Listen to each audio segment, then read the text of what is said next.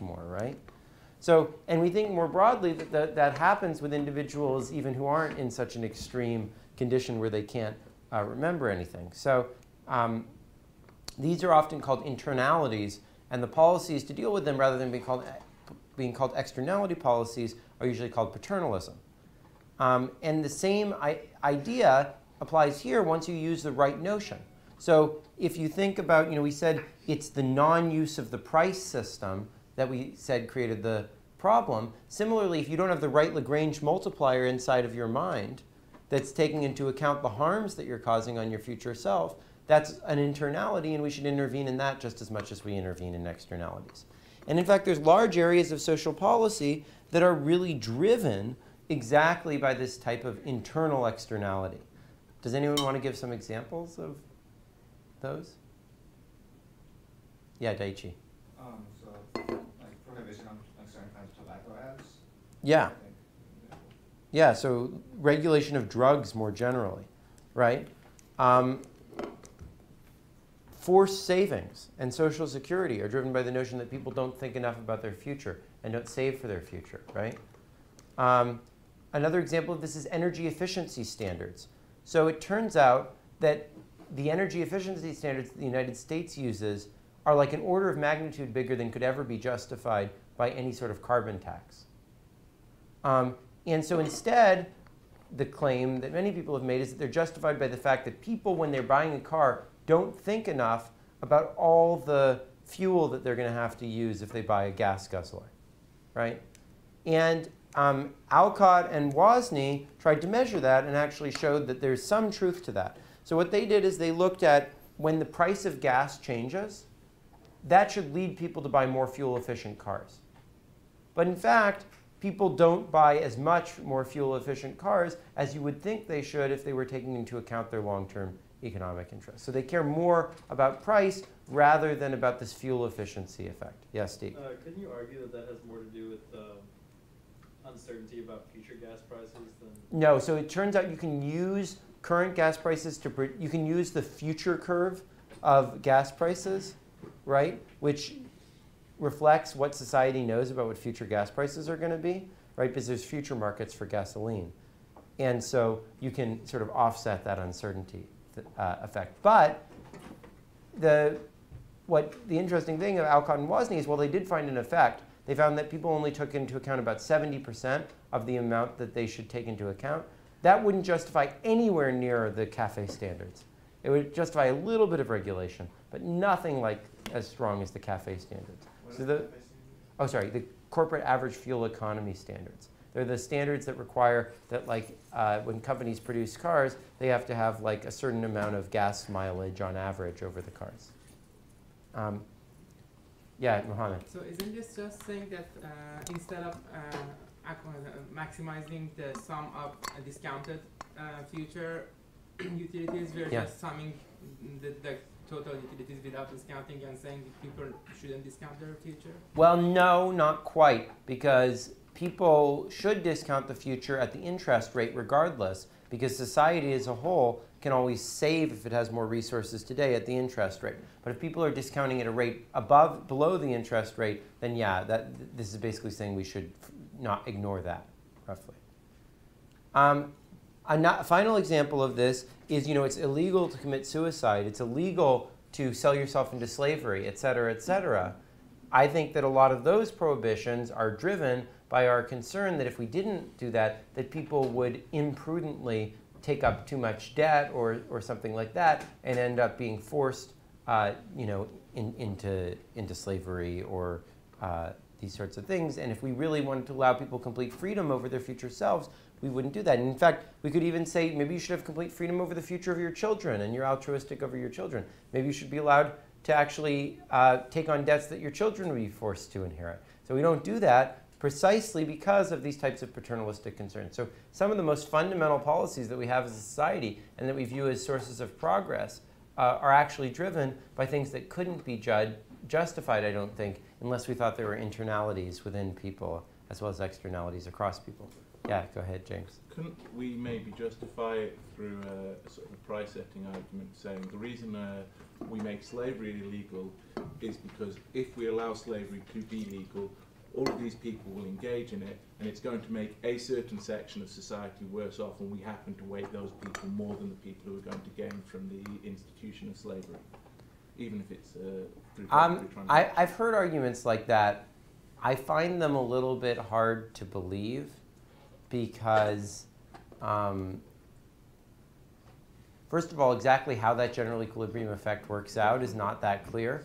But second of all, it seems to me like there are already so many ways that poor people can get screwed in our society. The notion that they would be that much more screwed unless they were making imprudent choices about their future by slavery, especially given that all the things that we sort of are opposed to have to do with sort of long-term effects on what you can do in the future. It doesn't seem to me that it could be mostly justified by that. It seems like it's mostly justified by not wanting people to sell away a future in an imprudent moment or something like that. Yeah, Daichi. I don't know about justification. Yeah. In terms of explanation, I think an explanation that makes more sense is that there's a benefit to having an illusion that people, people are not really that poor, or to put it in other words, we like the idea that the society is working as a whole, and if we have slavery that's pretty obviously destroyed, and so we can maintain this illusion, and this is a benefit to the society as a whole, to the public good. Well, I mean, one possible interpretation is people just don't like to see other people living in a bad state, right? But that, to me, is not an issue about slavery or not slavery. That's an issue about poverty. I mean, someone who's living really poor, we should take care of just as much as someone who's living in slavery. Yeah, and that's why I'm right? saying it's an illusion. We don't really actually care about the poor people. We just care that we feel like we've done enough by not making them slaves. Yeah, but I mean, that to me is not really getting at the core. There must be some reason why slavery is different from other things. Why we're okay with certain types of people like starving, and we're not so okay with people starving, but we're okay with people in Africa starving. People in the US, we don't quite want to starve, but we might let them live in wretched conditions in various ways. So I don't think that can really mark off some of these areas that we do clearly mark off in terms of what you're allowed to do and not allowed to do. So, okay. So another difficult case for externalities is the following. So imagine that you're thinking of having a child.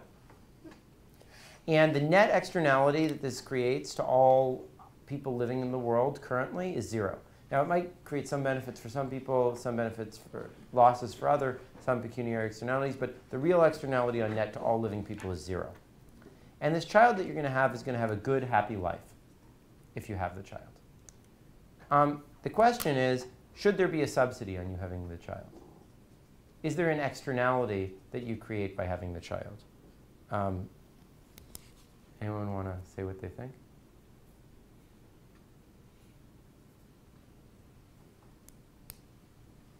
Who could the child have an externality on, if not on anyone who's currently living? On itself, right? I mean, so the question is, if you bring this child into existence, right? The question is the child willing to pay to be created? That is, would it be better for everyone, for example, if you had the child and then you taxed the child a certain amount and gave that money to you right now, right? Would that be better off? Because the child, he's going to have a good, happy life. Wouldn't he be willing to pay in order to come into existence? Isn't there an inefficiency for you not bringing that child into existence? I don't know. It's a tough question, right? This is a classic philosophical question. There's this book by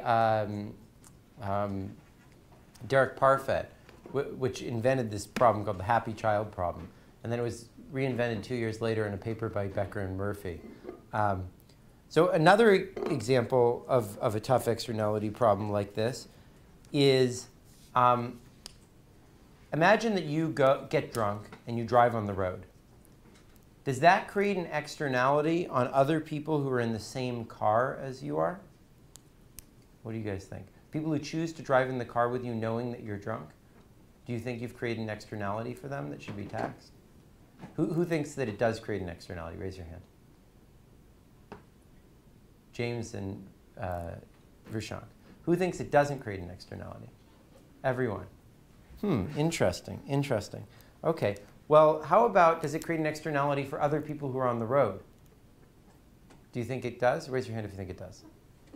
What time are they on the road? No, I mean, like, you can have, like, a prior about the probability of drunk drivers on the road. Yeah, I mean, I think everyone pretty much thinks that does. Who thinks it doesn't? You don't think it does? Imagine it's New Year's Eve, so you know that there's going to be a lot of drunk people.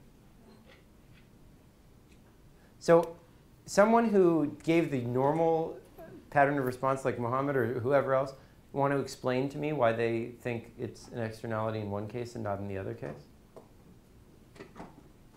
Because those, like... Because the people chose to get into the car with you, right?